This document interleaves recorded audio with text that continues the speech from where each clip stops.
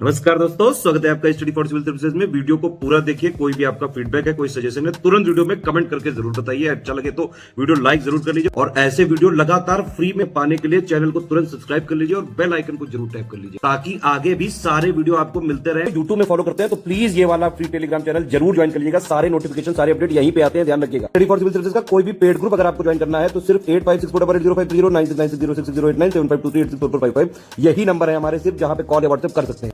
Instagram पे हमारा page जरूर फॉलो कर लीजिएगा, स्टडी फॉर सिविल .सर्विसेज है।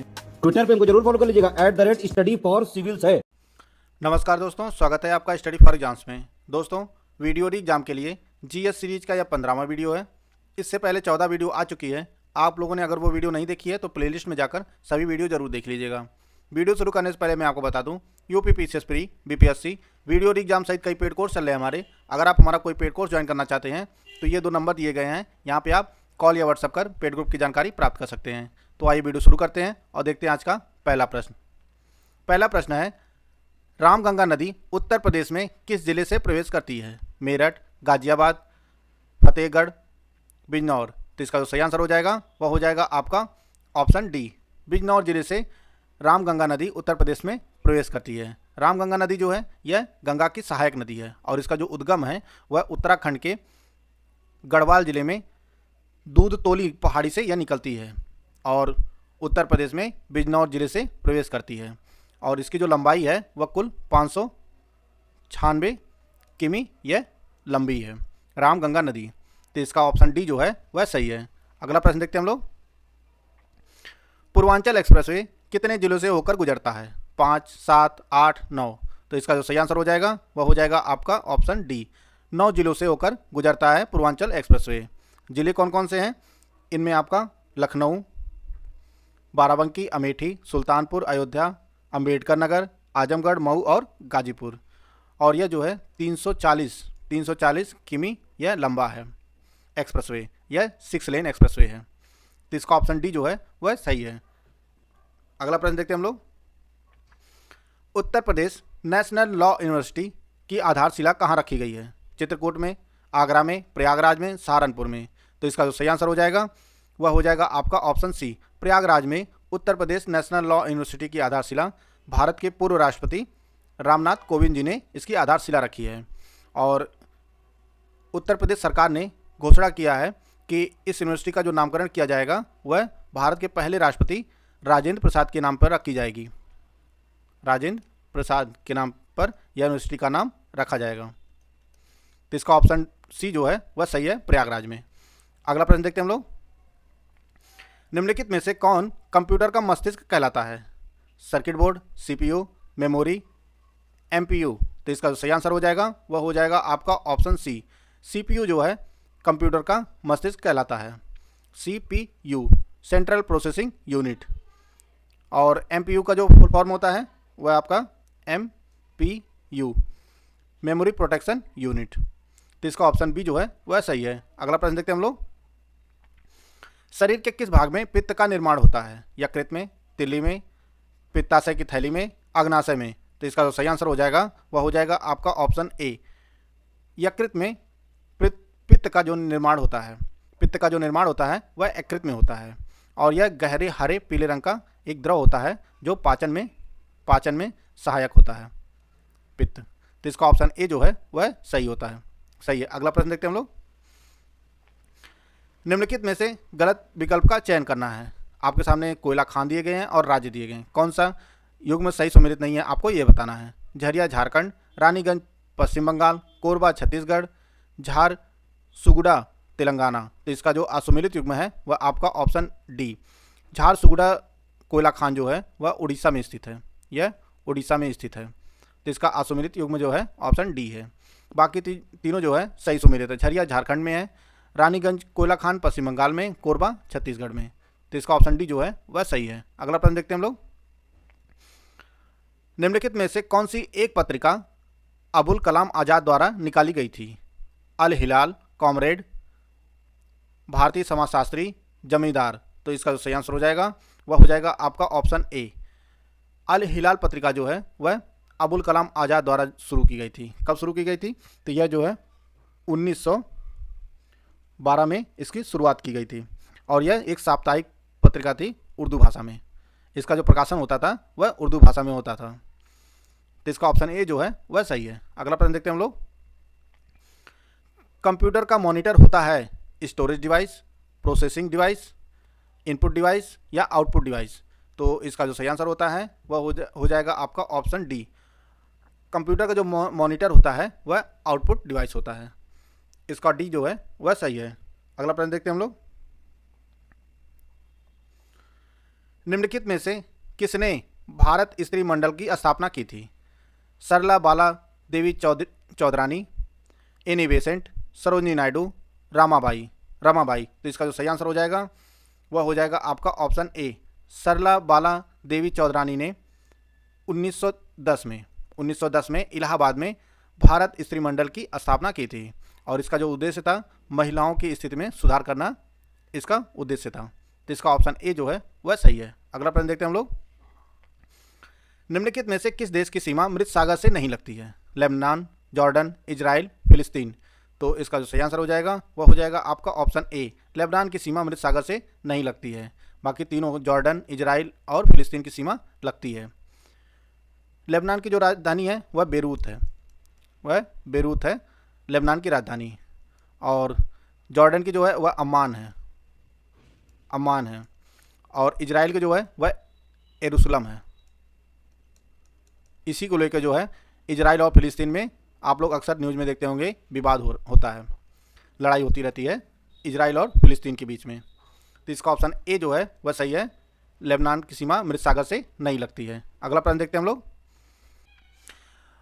उत्तर प्रदेश राज्य में उर्दू को द्वितीय राजभाषा कब घोषित किया गया? 1986 में, 1982 में, 1989 में, 1991 में। तो इसका जो सही आंसर हो जाएगा वह हो जाएगा आपका ऑप्शन सी। 1989 में उत्तर प्रदेश राज्य में उर्दू को द्वितीय राजभाषा का दर्जा दिया गया था। तो इसका ऑप्शन सी जो है वह सही है। अगला प्रश्न देखते हैं हम लोग। निम्नलिखित में से सही विकल्प चुनना है। कौन सा सही सुमेलित है आपको ये बताना है। पूर्वी रेलवे का मुख्यालय हाजीपुर, दक्षिणी रेलवे का मुख्यालय चेन्नई, मध्य रेलवे कोलकाता, पूर्व मध्य रेलवे मुंबई। तो इसका जो सही सुमेलित है वह आपका ऑप्शन बी। दक्षिण रेलवे का जो मुख्यालय है वह चेन्नई में स्थित है और पूर्वी रेलवे का जो मुख्यालय है वह आपका कोलकाता में है, या हाजीपुर में नहीं है। मध्य रेलवे का जो मुख्यालय है वह आपका मुंबई में है और पूर्व मध्य रेलवे का जो मुख्यालय है मुंबई में नहीं, यह हाजीपुर बिहार में है। तो इसका ऑप्शन बी जो है वह सही है। अगला प्रश्न देखते हैं हम लोग। कबड्डी विश्व कप 2025 की मेजबानी कौन सा देश करेगा? आपके सामने 4 ऑप्शन दिया गया है, ऑप्शन पढ़ लीजिए। टोक्यो जापान, नई Delhi Bharat, West Midland UK, Paris France. तो इसका जो सही आंसर हो जाएगा वह हो जाएगा आपका option C. West Midland England जो है वह कबड्डी विश्व कप 2025 की मेजबानी करेगा। तो इसका ऑप्शन सी जो है वह सही है। अगला प्रश्न देखते हैं हम लोग। केंद्र सरकार ने 15 अगस्त 2023 तक कितने अमृत सरोवर बनाने का लक्ष्य रखा है? 20,000, 40,000, 50,000, 1 लाख। तो इसका जो सही आंसर हो जाएगा वह हो जाएगा आपका ऑप्शन सी।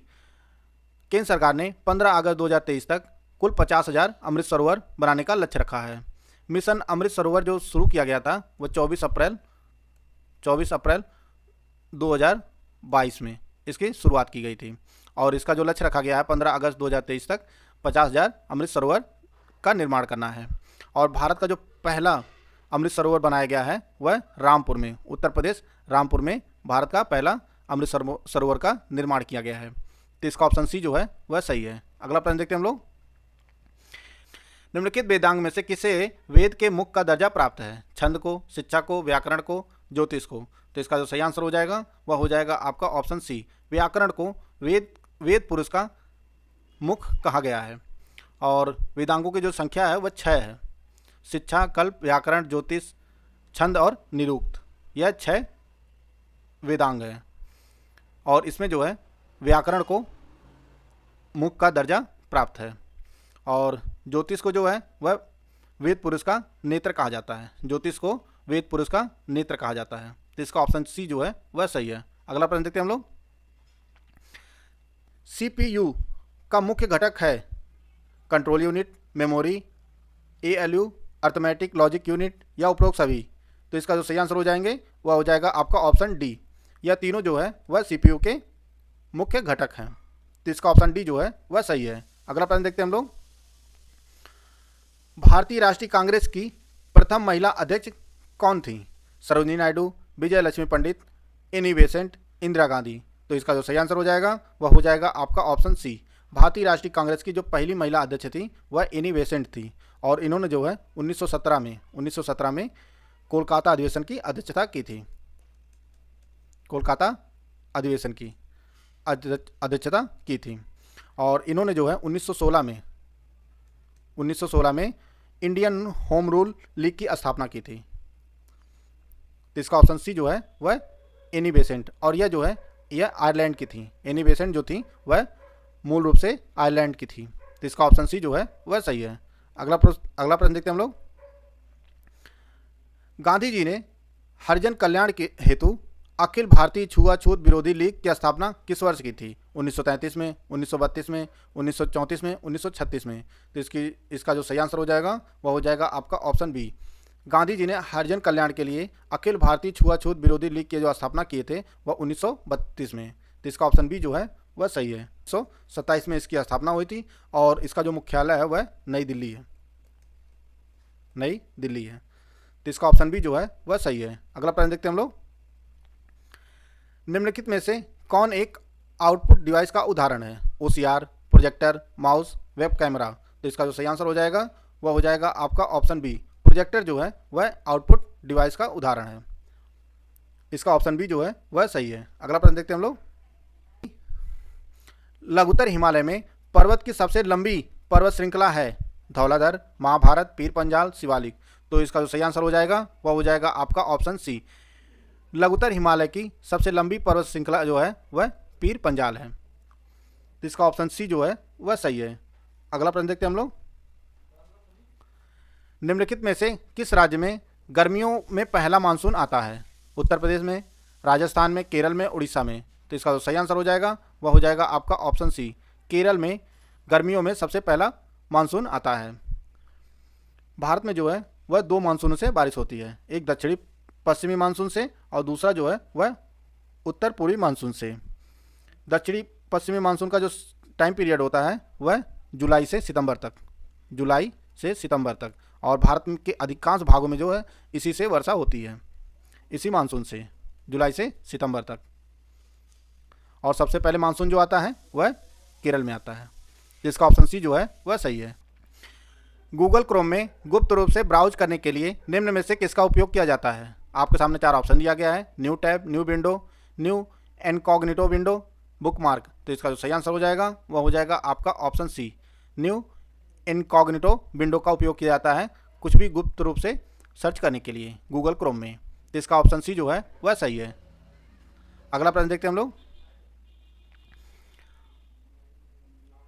विश्व एड्स दिवस 2022 किस दिन मनाया गया? 25 नवंबर को, 28 नवंबर को, 30 नवंबर को, 1 दिसंबर को।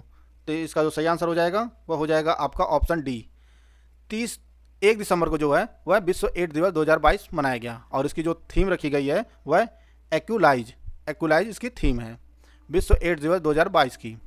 और ये मनाया किस दिन गया था? वह 1 दिसंबर को। और विश्व एड्स वैक्सीन दिवस जो मनाया जाता है वह 18 मई को मनाया जाता है। 18 मई को विश्व एड्स वैक्सीन दिवस, और विश्व एड्स दिवस जो मनाया जाता है वह 1 दिसंबर को। तो इसका ऑप्शन डी जो है वह सही है। अगला प्रश्न देखते हैं हम लोग। स्वतंत्र भारत में राष्ट्रीय वन नीति कब लागू की गई थी? 1952 में, 1955 में, 1945 में, 1950 में। तो इसका जो सही आंसर हो जाएगा वह हो जाएगा आपका ऑप्शन ए। स्वतंत्र भारत में राष्ट्रीय वन नीति जो लागू की गई थी वह 1952 में, और भारत में जो पहली वन नीति जो लागू की गई थी वह 1894 में। 1894 में ब्रिटिश भारत की पहली वन नीति लागू की गई थी, और स्वतंत्र भारत की 1952 में। तो इसका ऑप्शन ए जो है वह सही है। अगला प्रश्न देखते हैं हम लोग। स्वच्छ वायु सर्वेक्षण 2022 में टॉप 3 से 10 लाख के बीच आबादी वाले शहरों की श्रेणी में कौन सा शहर जो है टॉप पर है, आपको ये बताना है। आपके सामने 4 ऑप्शन दिया गया है, ऑप्शन पढ़ लीजिए।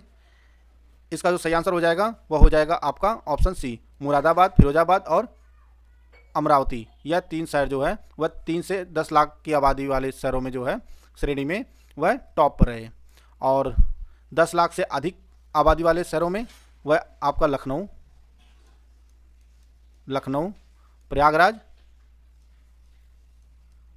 प्रयागराज और वाराणसी। यह जो है 10 लाख से अधिक आबादी वाली श्रेणी में टॉप पर 3 शहर रहे। और 3 लाख से कम जो आबादी वाले थे वह एमपी का देवास और सुंदरगढ़ और नालागढ़। यह 3 शहर जो है वह 3 लाख से कम आबादी वाली शहरों में श्रेणी में जो है वह टॉप पर रहे, टॉप 3 स्वच्छ वायु सर्वेक्षण 2022 में।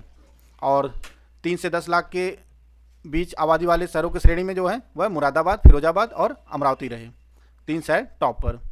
तो इसका ऑप्शन सी जो है वह सही है। अगला प्रश्न देखते हैं हम लोग। हाल ही में सौराष्ट्र ने किस टीम को हराकर विजय हजारे ट्रॉफी 2022 जीता है? महाराष्ट्र, कर्नाटक, तमिलनाडु, त्रिपुरा। तो इसका जो सही आंसर हो जाएगा वह हो जाएगा आपका ऑप्शन ए। सौराष्ट्र ने जो है महाराष्ट्र टीम को हराकर विजय हजारे ट्रॉफी 2022 को जीता है। तो इसका ऑप्शन ए जो है वह सही है। दोस्तों आज की वीडियो समाप्त करते हैं, मिलते हैं नेक्स्ट वीडियो में। जय हिंद, जय भारत।